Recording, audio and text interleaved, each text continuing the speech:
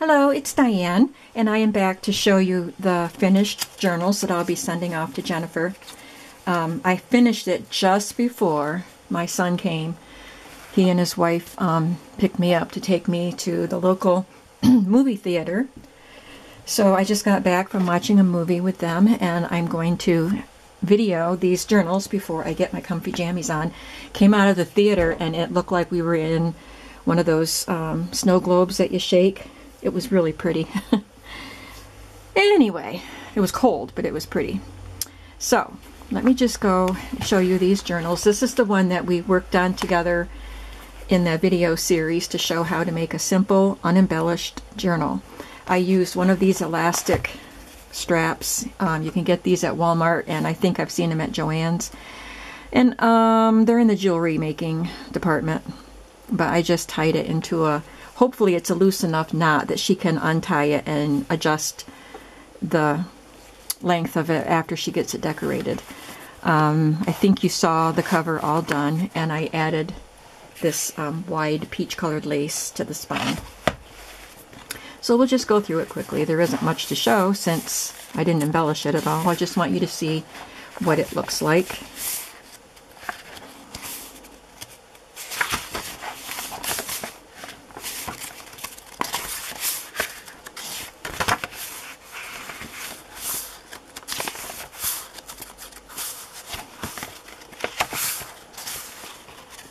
It's very random. There were a wide assortment of styles of paper, so I did not try to make, here's some nice pockets there. I didn't try to put them in any sort of color order. I just, as you saw, I was just picking them off the top of the pile and adding them in. Usually, especially if I'm making a themed journal, I take more care in arranging them in a nice color order. But this is a very random journal, and I like it this way. I think it's great, and I don't know how Jennifer is going to embellish it or anything. Now, I wanted to point out that this space in between the signatures is much wider than it usually is in my journals. But like I said, I made the spine wider than it needed to be so that she has room to embellish. So you could, Jennifer, if you wanted to, you could glue some thin lace or ribbon right down there if you want to. It's got a nice fabric there, so you don't have to. So basically, I'm not going to flip through every single page. You get the idea. I did want to just talk about that space. And the pages are, like I said, they're thicker pages. So they're quite sturdy and heavy, but that means that if you want to, you can do art on them, you know, use them for drawing or do a little watercolor on them or something.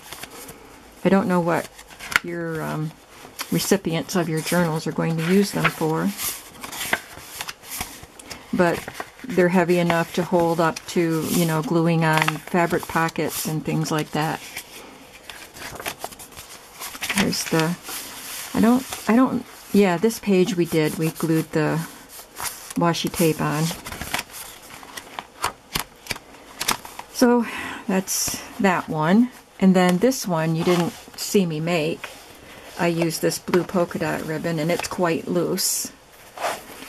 Now this looks like there's a spot of something on there, but I used this fabric on the spine. And then I covered the spine with lace, and all you can see is this little piece that pokes out. I guess it's this little piece that pokes out, and it looks like I got a spot or bleach or something on it. So you can see on this side that there's some of it there.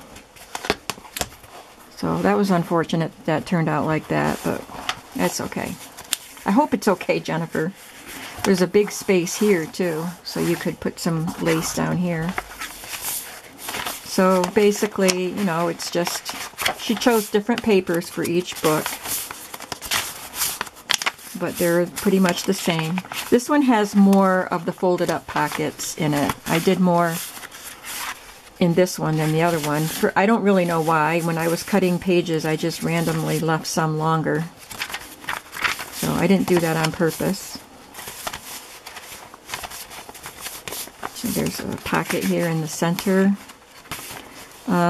This page I wanted to mention. This is an old, I'm not sure if it's, I don't think it's the Sears catalog like the other one was. But it was old and fragile. So not only did I reinforce the center with paper, but I put washi tape around all of the edges. And I used a glue stick on them. I don't remember if I used a glue stick on the other piece of washi in the other book. But because I started doing it with these and I thought I didn't remember doing it with that. But I usually use glue stick to make sure it sticks down. I love this paper right here. So Jennifer, here are the books that you asked me to create. And, oh, there's 2 of those fold-outs right in a row. You can cut one of those flips off if you want to, Jennifer. Or cut them all off if you want to. I hope that you like it, and I hope you have a lot of fun decorating, and I wish that I could see it when it's done. Maybe you could at least let me see some pictures. Now, I also wanted to point out that this page tore, and I just glued some vintage tickets on there. So I helped you start embellishing that. You can see here where the tear was, but it's secure now because I glued these on it, so this can be written on here. So there you have it. These are the simple journals. And I'm curious if any of you would like to see some more journals similar to this in my shop. I could do really simple journals like this and then include a package of embellishments, or can't even see them. Okay. Or I could, add a few pockets or little bits of fabric to them before I sew them together, but just leave them a lot plainer than I usually do. Let me know if you'd be interested in seeing anything like that in my shop, and I would include envelopes of embellishments that you can put in your journals. I did use my punch and punched out some of the cardstock papers to make tabs that she can use in the books if she wants to. All right, and I'll also, of course, send her back some of the cutoffs so she can use them to make pockets and whatnot. So thanks for going through this series with me. I did both of these books in one day. Well, I cut all the papers last night because that did take some time. But I did that last night while I was watching TV.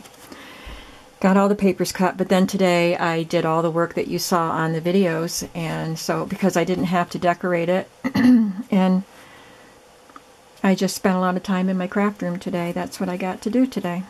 So thank you so much for watching, and I'll be back again with another video soon. Bye-bye.